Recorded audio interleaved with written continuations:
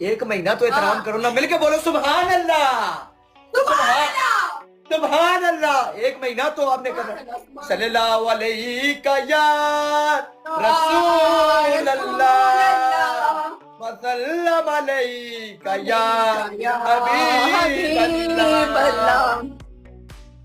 एक मिनट, सुभान अल्लाह, सुभान अल्लाह, सुभान अल्लाह, सुभान अल्लाह। एक मिनट रोक। तेरी पहली पनिशमेंट टैंकी दे विच। चल चल हट, चल चल वाली पहली पनिशमेंट टैंकी से चल। पहली पनिशमेंट टैंकी दे विच। टैंकी ते यू वी वेलकम। की दुपट्टे लेने पर ये नहीं पनिशमेंट वाली है टैंकी दे विच। पहली पनिशमेंट बोल जल्दी जल्दी जल्दी का टाइम नहीं है, जल्दी कर।